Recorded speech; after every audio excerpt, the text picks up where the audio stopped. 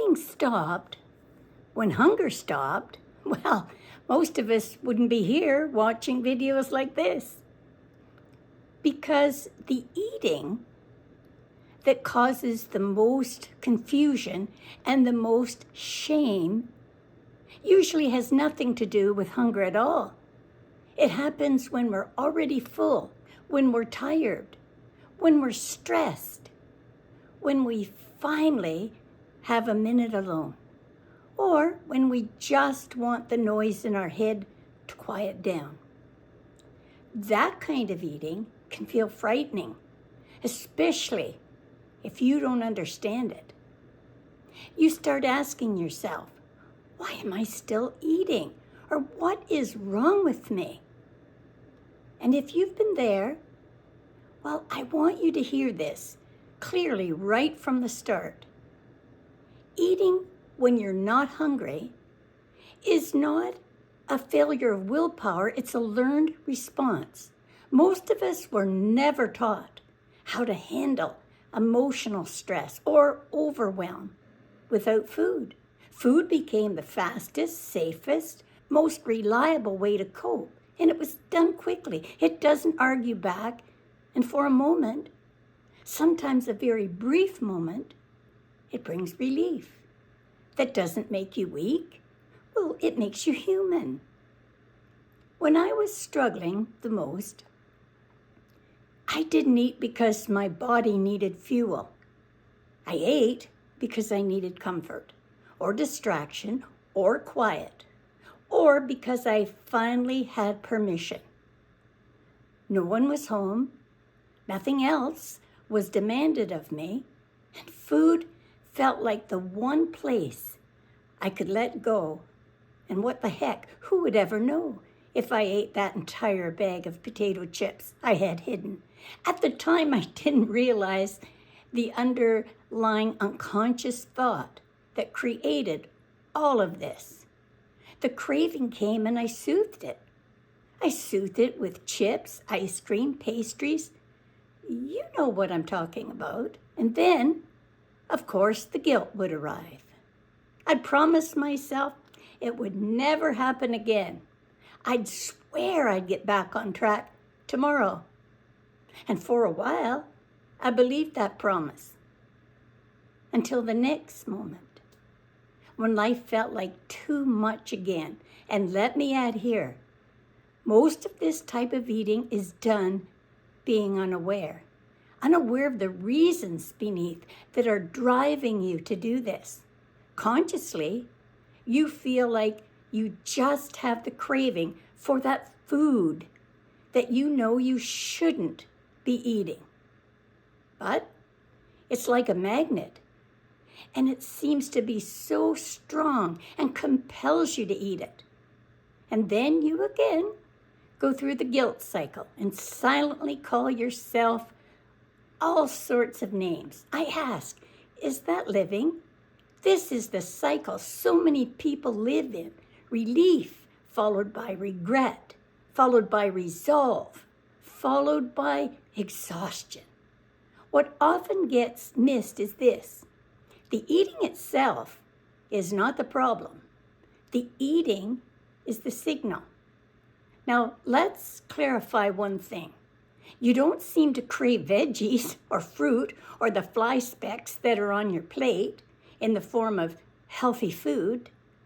No, it's all the no-nos. Take your pick. When you eat without hunger, something else is being fed. It might be a need for rest or reassurance, or comfort, or safety, or simply a break from being on all the time.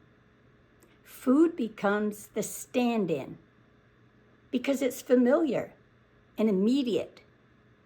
And here's something that surprises many people. Trying to stop that kind of eating by force usually makes it worse. I'm sure you've experienced this yourself, that when you say diet, then all kinds of goodies come to dance around in your head. When you tell yourself, I must not eat unless I'm hungry, You're not actually addressing the reason you want to eat. You're just removing the coping tool without offering a replacement. That's why restriction often leads to rebellion later. Not because you're undisciplined, but because the need didn't disappear. This is where awareness begins to matter more than control. The first shift that actually changes this pattern is not eating less. It's noticing more, not in a critical way, but in a curious one. Instead of asking, why can't I stop?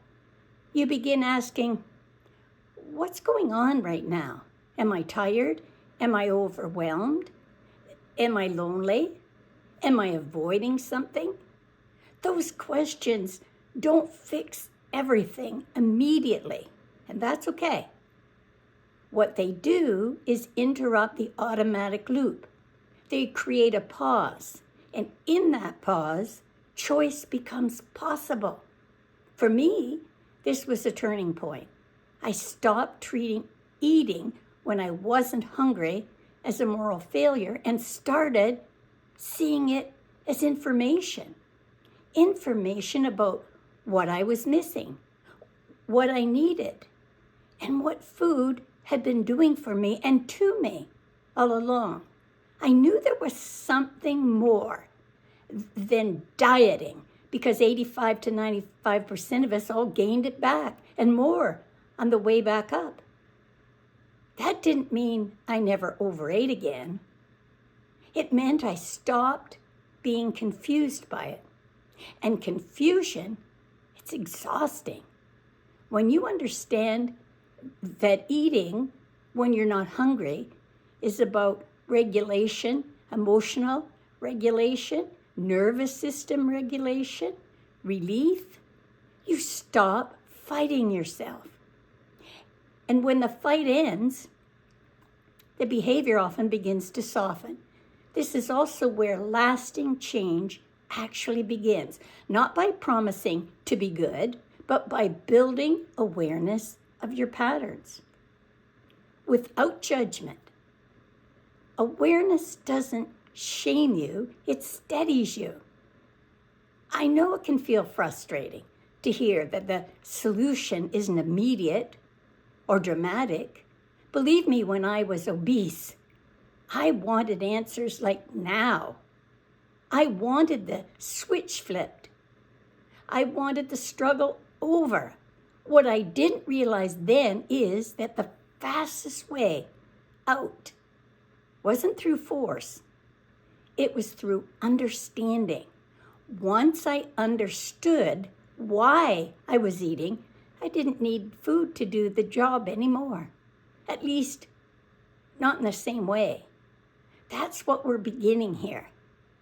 In the next videos, we'll talk more specifically about emotional hunger, about the role food plays in soothing the nervous system, and about how to create real change without dieting or deprivation. For now, I want you to hold on to this one truth. Eating when you're not hungry is not the enemy. It's the messenger. And once you learn to listen to it, everything starts to change. I hope you'll continue this journey with me. If you're new here, welcome. And if you're returning, well, welcome back. Once you grasp what I'm sharing with you, you're on your way to lasting weight loss. And you'll finally be off the yo-yo dieting syndrome. I know some of you want me to give you in written or spoken form as to what to do right now. But for the time being, I want you to think about how binge eating, overeating, compulsive eating, it is not being driven by the no-no foods, but driven by your thoughts that are working. Well, they're working on a subconscious level. And I'm here to share with you and help you to rewire your thoughts for lasting weight loss. Meanwhile, take care, keep smiling. Until the next time. Bye for now.